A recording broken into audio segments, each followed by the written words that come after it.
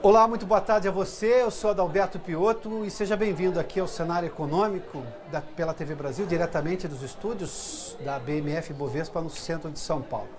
E no programa de hoje, a previsão de retomada da economia tem mais um número positivo, cresceu a produção industrial em várias regiões do país. Por outro lado, ainda carregando o pesado ano de 2016, o setor imobiliário em São Paulo registrou o pior ano da série histórica de vendas de imóveis novos.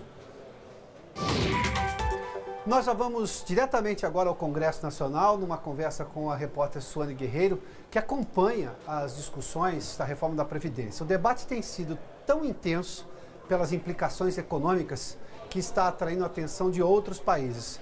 Suane Guerreiro tem mais detalhes em Brasília. Oi, Suane, boa noite. Olá, Piotto, boa noite para você, boa noite a todos que acompanham o cenário econômico. Hoje aqui a comissão que debate o tema da reforma da Previdência está realizando um seminário internacional para discutir a experiência de outros países. Foram convidados representantes do Canadá, do Chile, da Itália, inclusive do Banco Mundial. Eu vou destacar aqui um trecho da fala do ex-ministro da Fazenda do Chile. Ele disse que para a reforma da Previdência ser eficiente é preciso focar na cobertura do sistema, no plano de benefícios e também na sustentabilidade fiscal. Ele disse que quando foi aprovada a reforma da Previdência lá no Chile, cerca de 60% dos cidadãos economicamente ativos do Chile não conseguiram contribuir por um período mínimo aí de 20 anos para conseguir se aposentar. Por isso que ele falou que é tão importante esses estudos econômicos sobre esse assunto. Só para a gente relembrar aqui, a proposta do governo prevê que os cidadãos tenham que contribuir por pelo menos 25 anos para conseguir se aposentar. Por outro lado, o ministro da Fazenda aqui do Brasil, Henrique Meirelles, também está aqui no Congresso para defender a proposta do governo de reforma da Previdência. Ele está reunido desde 4 horas, mais ou menos, com representantes do PSB, do Partido Socialista Brasileiro. Por quê? Porque esses deputados do partido, que somam aqui 35 deputados na Câmara, disseram que não pretendem apoiar a reforma do jeito que está. Então, eles sugeriram que tenham mudanças, principalmente nas regras de transição para a aposentadoria e na idade mínima para que as mulheres do campo possam se aposentar. E ele reafirmou alguns dados que a gente já ouviu aí nos últimos tempos, de que esse déficit da Previdência deve chegar a 180 bilhões de reais esse ano e que as despesas públicas do governo, que incluem aí a Previdência, devem chegar a quase 22% do produto interno bruto brasileiro até 2019. Piotto, é com você.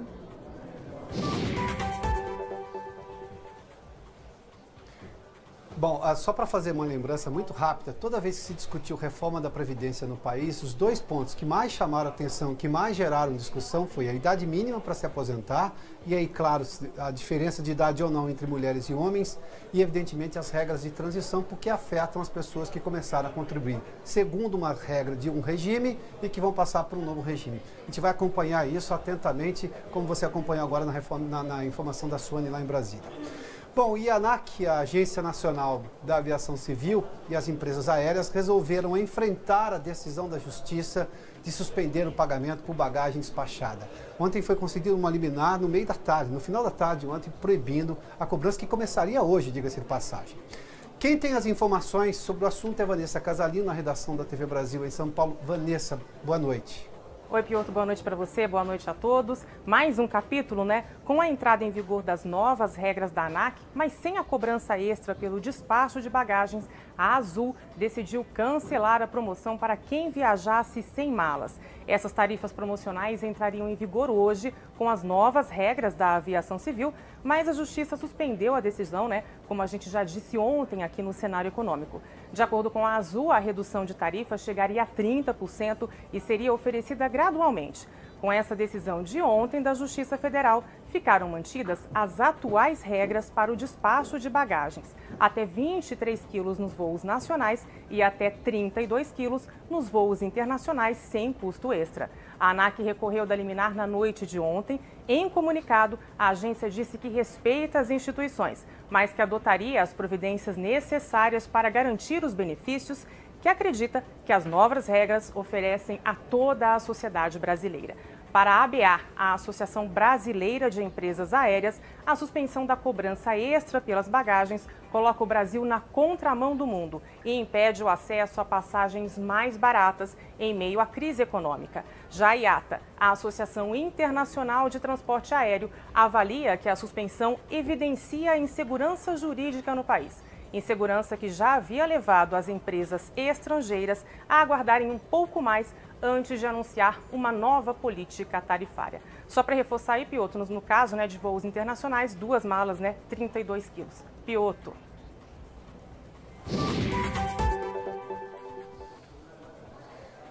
E o IBGE divulgou hoje os dados da produção industrial. E do Rio de Janeiro nós falamos já agora com o repórter Maurício de Almeida. Maurício, quais foram as regiões que apresentaram os melhores índices aí de crescimento referentes exatamente ao mês de janeiro, né?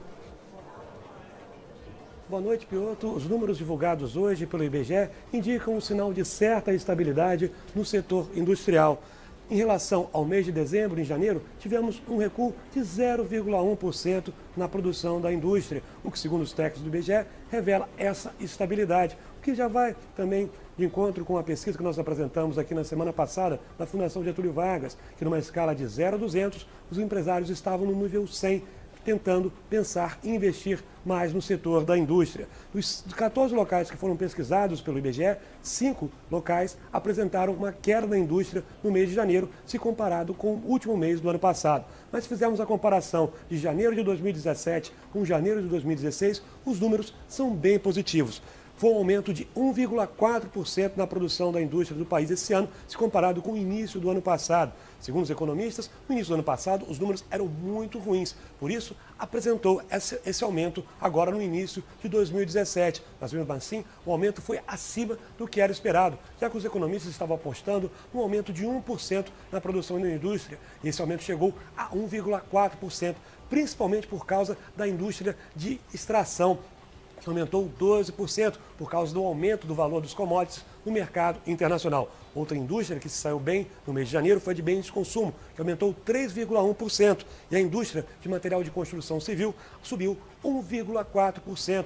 Para os analistas, essa subida, tanto na compra dos bens de consumo, também na produção de materiais da construção civil, já indica uma retomada no setor industrial. Pioto.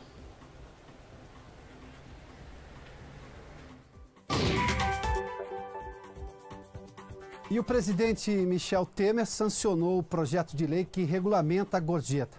Vamos acompanhar no telão aqui os principais pontos dessa lei que já foi publicada hoje no Diário Oficial e passa a valer em 60 dias. Vamos dar uma olhadinha aqui como é que ficou em linhas gerais essa lei. Bom, continua sendo decisão do consumidor. É sua decisão decidir se paga ou se não paga a gorjeta. A lei não mexeu em nada disso, ou seja, é optativo.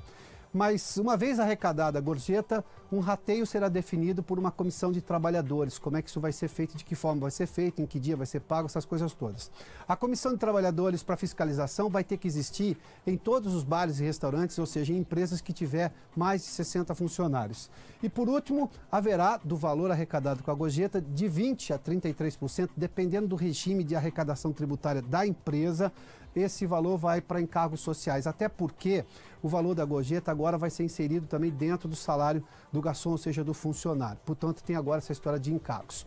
E também agora uma outra notícia, o setor de venda de imóveis novos, e aí nós estamos carregando de novo o ano pesado de 2016. A venda de imóveis novos sofreu bastante no ano passado. De acordo com dados de pesquisa do mercado imobiliário do Secov de São Paulo, 2016 foi o pior ano da série histórica iniciada em 2004. Nós temos os números aqui, vamos lá agora, depois da gorjeta já temos informações sobre o mercado imobiliário. O ano passado houve uma queda de 19,7% na venda de imóveis novos na cidade de São Paulo. Foram 16 mil unidades no total. O outro número aqui mostra como é que a situação foi bastante difícil. Aí, dessa série histórica que eu falava há pouco, entre 2004 e 2015, a média de imóveis vendidas era de 28.700 por ano, 28 mil unidades, quase 29 mil unidades por ano. Dentro daqueles 16 mil, que foi do ano passado, uma queda, portanto, de 43,6%. O valor geral também houve uma queda, vendeu-se menos, o valor menor também. Menos 18%, uma arrecadação ano passado de venda no total de imóveis em São Paulo de 8 bilhões e 600 milhões de reais. E na próxima quinta-feira serão abertas as propostas para a concessão à iniciativa privada de 4 aeroportos brasileiros. De todos os aeroportos que tiverem oferta, se todos esses aeroportos tiverem oferta, a maior parte dos passageiros no Brasil será transportada viajando de aeroportos concedidos. Nós temos inclusive alguns números desse assunto aqui, olha. Da concessão de aeroportos, os aeroportos que vão passar por um leilão, aliás, essas propostas foram entregues ontem, na segunda-feira, aqui na BMF Bovespa, num evento extremamente privado. Amanhã não, na quinta-feira serão abertas essas propostas. Os aeroportos que estão no leilão são de Fortaleza, que deveria ter ficado pronto para a Copa do Mundo, se você se lembra dessa história, Salvador, Florianópolis e Porto Alegre. A reforma do aeroporto de Fortaleza, né?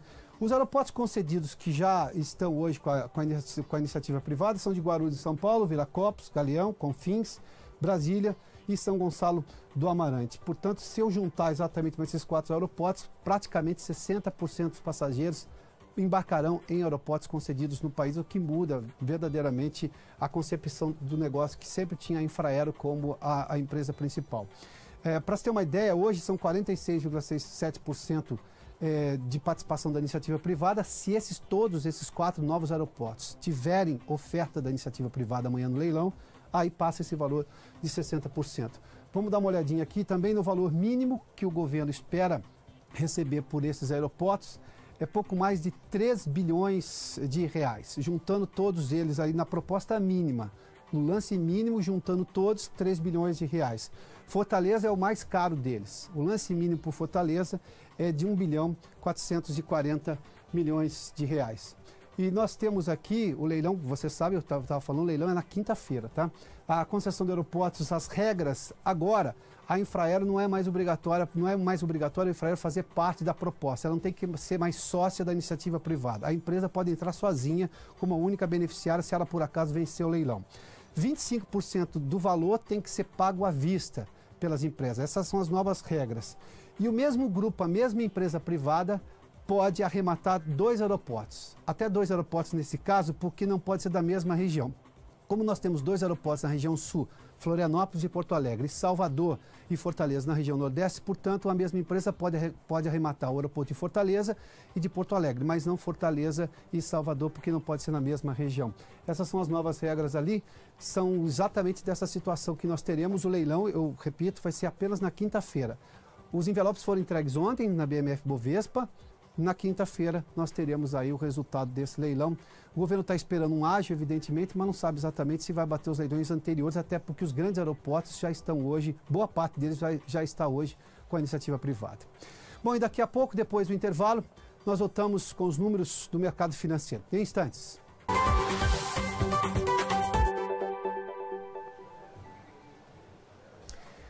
Bom, já de volta aqui ao estúdio do Centro de Operações da BMF Bovespa. Vamos aos números do mercado financeiro.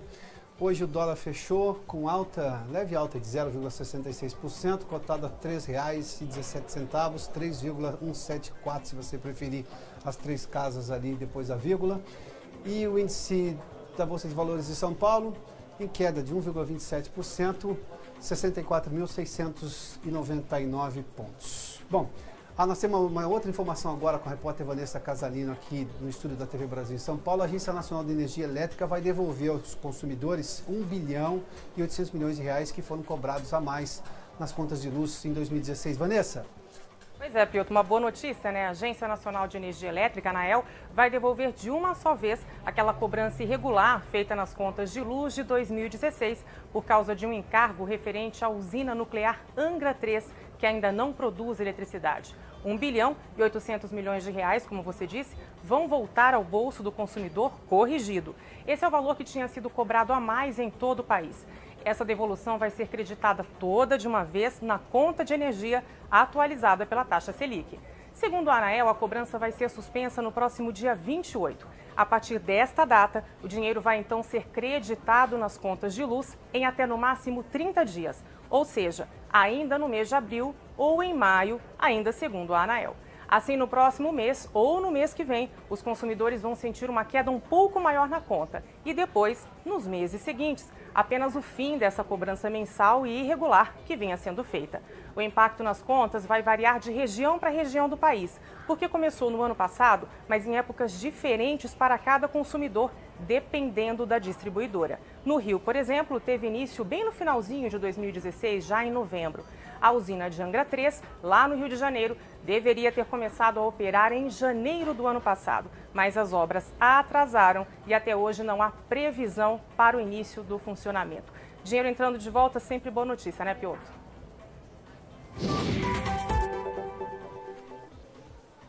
Sempre, sempre.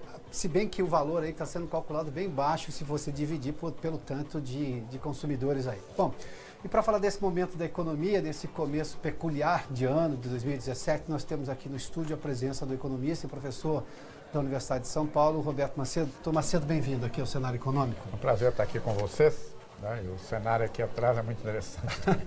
Doutor Macedo, desde o começo aqui da semana passada, nós estreamos esse programa na semana passada, nós alternamos aqui entre números positivos da economia, quando eu olho de janeiro com comparação a dezembro, ou de fevereiro em janeiro, enfim.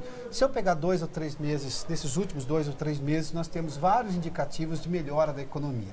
Se eu amplio um pouco esse prazo e olho para os últimos 12 meses, ou seja, eu pego esse fardo de 2016, os números são sempre negativos. Onde é que cada um de nós tem que olhar agora para saber o que vai acontecer com a economia do país? Olha, eu estou muito interessado em olhar para frente, né? Você pega esses 2 meses, é coisa recente, e se você olhar para trás, você fica até assustado, né? É. Você fica assustado com o tamanho do buraco que você caiu e qual é a parede que você tem que subir para sair dele, certo? É coisa aí, o Brasil perdeu aí mais de 7% do PIB em 2 anos, certo? Uhum. Que é uma perda muito grande. Você imagina você ter a produção do país caindo 7%, né? Agora, você olhando assim mais à frente, você tem fatores para dizer que pode ter este ano, há uma boa probabilidade de você crescer um pouquinho, entendeu? Que é muito melhor que as taxas negativas de 3,8% dos 2 anos anteriores. É uma inversão da curva já, né? O que sustenta isso, certo? O que sustenta isso é, primeiro, esses movimentos ciclos da economia. Quando ela chega num ponto muito baixo, ela para. Por quê? Porque aí você chega quase vão de um nível de subsistência, né? Você anda pelas estradas, aí você vê caminhão correndo para lá para cá, as pessoas têm que comer, têm que trabalhar, têm que atender suas necessidades básicas, e ela para de cair, porque não vai produzir zero, nenhuma economia faz isso, né? Isso, então, é uma das coisas, que é uma tendência dos movimentos cíclicos. Mas você tem também fatores que encorajam. Mas antes de chegar a esses fatores, vamos dar uma imagem aqui bem simples para o pessoal que está vendo a gente. A economia hoje, ela está como um carro atolado, certo? Um carro atolado? Um carro atolado. Eu já passei por atoleiros, já fiquei atolado. Então eu tenho uma boa imagem. O que é um carro atolado? E esse carro é peculiar porque ele tem as 4 rodas e cada uma tem movimento independente. Ou seja, aí eu já estou adaptando a metáfora. Quais são essas rodas? As rodas que movem a economia do lado da demanda é o consumo das famílias, que está fraco porque houve perda de renda pelo desemprego, sabe? E pela também aí ligada aí até reduções de ganhos das famílias. E endividamento também. Não, e tem também o endividamento. E os empresários, eles estão com capacidade ociosa, certo? E estão com... Por que vai investir se tem capacidade ociosa, né? E tem medo também ainda do futuro. Então não contrata também. Só há uma exceção no caso do pessoal do agronegócios. Eles estão rindo à toa. A safra recorde. Isso afeta determinadas regiões. Sim. Quer dizer, norte, centro-oeste, tudo sai melhor. Paraná cresceu tanto com o agronegócio que ele passou o Rio Grande do Sul como o 4º estado do país. Então, o pessoal do empresário também não está bem. O governo também não está bem. Ele está contendo aí seus gastos e não tem dinheiro para ficar gastando aí a rodo, como ele fazia no passado. A última roda é da exportação, que é uma produção nacional, né? Essa está melhor um pouco, mas ela é muito pequena relativamente ao todo, então ela não serve para puxar a economia. O que tem que acontecer numa circunstância dela? Quando eu fiquei atolado, eu pedi a ajuda do pessoal a empurrar Certa vez foi um trator que me puxou, entendeu? De ajuda externa. Você precisa de fatores externos. Quais são os fatores externos? Temos alguns já hoje? Já temos alguns fatores externos. O primeiro deles é a queda da inflação, que é muito importante. Porque quem é assalariado, eu já trabalhei, por exemplo, numa época em banco, todo ano tinha um reajuste em 1º de setembro. Né? Você tem um reajuste em 1º de setembro, pela inflação. Aí, o que interessa depois disso é a inflação do ano seguinte, né? Dos 12 meses seguintes. Se essa inflação for maior do que a anterior, o seu salário médio ao longo do ano cai. Mas agora vai acontecer o contrário. A inflação que vem pela frente é menor. Então, a média dos seus salários nesse período que vem aí de 12 meses seguidos, ela vai ser maior, entendeu? Quer dizer, vai subir. Quer dizer, num período ela caía assim, agora ela cai assim e a média vai ser maior. Isso ajuda. Com a queda da inflação, o governo vai baixar os juros. Isso vai demorar a chegar na ponta aí do crédito, certo? Mas já melhora as contas públicas também por causa dos juros que o governo paga, são praticamente ligados à Selic, né? Sim. Que mais? Você também tem a força aí do agronegócio, certo? Que o PIB do agronegócio, enquanto o do Brasil vai ser 0,5%, ele vai crescer 4%. A gente falou de FGTS também. Tem também a questão dos dinheiros liberados do FGTS. Esse dinheiro liberado do FGTS é uma boa grana. Não é pouca coisa, não. É 0,5% do PIB, mas são 30 e tantos bilhões de reais, entendeu? Você está falando que vai devolver o dinheiro da energia, não chega a 2 bilhões, quer dizer, são 35 que vão injetar na economia, quer dizer, uma força externa. O governo pegou as contas lá do FGTS, que estava inativo, e falou, vou liberar. Então tem essas coisas que estão acontecendo aqui, eu acho que dão credibilidade a essa hipótese de que esse ano você vai parar de cair e vai crescer um pouquinho, certo? Mas aí tem coisas também que podem influenciar muito. Eu vi vocês dando notícia da reforma da Previdência. Sim. Se passar essa reforma da Previdência, ela não for muito arranhada lá na votação do Congresso, isso adiciona também um outro elemento adicional, que é a chamada confiança, né? Consumidores, empresários, eles dependem muito da confiança, né? Se não passar a reforma da Previdência, vai ser um desastre também, porque eles vão perder a confiança. Sabe? Sobre reformas, e a reforma trabalhista que já está gerando polêmica aí? Olha, a reforma trabalhista... Contratar no Brasil é muito caro ainda. Não, hoje eu escrevi por Estadão, o meu artigo de amanhã vai ser sobre terceirização. Eu sou a favor de liberar a antecipando em primeira mão o texto do artigo, é isso? Eu devo mandar para o Estadão. Não, ele vai sair quinta-feira, eu devo mandar amanhã para o jornal, eu tenho que fazer uma revisão. Mas eu defendo ardorosamente a terceirização. Por quê? Você está numa empresa, você tem que ter o direito de organizá-la do jeito que você quer, certo? Em outros países isso aí é bem liberado, você perde até competitividade internacional. Eu gosto de imagem, certo? Toda empresa tem um chamado organograma, né? Que são aquelas linhas com os quadradinhos, né? Sim. E aí tem uma importância da terceirização, é que você se livra de um monte de quadradinhos, você só cobra da empresa que você terceirizou. E aí te sobra mais tempo para você cuidar da sua própria empresa. Mas o que o senhor diria para o trabalhador que vê sempre com resistência, sobretudo porque há uma certa posição dos sindicatos contrária a qualquer reforma, que acha que vai perder direitos, que acha que vai perder condições boas de trabalho, que pode haver precarização da mão de obra e tudo mais? Olha, perder emprego é o pior de tudo, é isso? É o pior de tudo e não ter mais emprego, certo? Se você... não é pecado o empresário ter lucro. Se ele tiver mais lucro, ele vai gerar mais emprego. Quando você fala que vai precarizar, você fala, o cara vai ganhar dinheiro e tudo. Mas se ele ganhar dinheiro, ele vai expandir a empresa, vai gerar mais empregos. E eu não temo pela precarização. O que é muito precário hoje é o próprio trabalhador, sabe? Nesses setores, o pessoal, inclusive, faz uma injustiça de comparar terceirizado com gente que está na chamada atividade fim da empresa. Você entra numa agência bancária, lá tem os gerentes, tem os funcionários e tudo. Sim. E aí tem gente que compara o salário deles com o pessoal de segurança e limpeza. Agora, esse pessoal de segurança e limpeza não tem as qualificações dos funcionários realmente que tocam a agência. Então, você comparar a média, o salário é menor, certo? Mas isso não quer dizer nada, você vai terceirizar. Se você terceirizar, digamos, parte das próprias atividades desse pessoal que trabalha lá na agência como bancário, esse pessoal não vai ser qualquer pessoa, certo? Eles vão ter que ter qualificação para desenvolver suas tarefas. Então, acho que em outros países, os países que crescem mais têm legislação muito mais liberal contra isso. Se você é empresário, eu acho que você tem que deixar as pessoas organizar a empresa da melhor forma que achar, porque elas vão ser mais eficientes, mais produtivas, vão ter mais lucro, vão investir, vão gerar mais emprego. Agora, eu não sou contra, você tem que ficar de olho lá, vocês estão cumprindo as leis trabalhistas e tudo mais. Se, por exemplo, o cara terceirizado tem a mesma refeição do cara Claro. da empresa, esse tipo de coisa, instalações sanitárias, você tem que evitar a precarização. Mas a grande precarização que tem no Brasil hoje é do próprio trabalhador não qualificado. E se você expandir a economia, as atividades, ele vai acabar ficando escasso e os salários dele deverão subir também.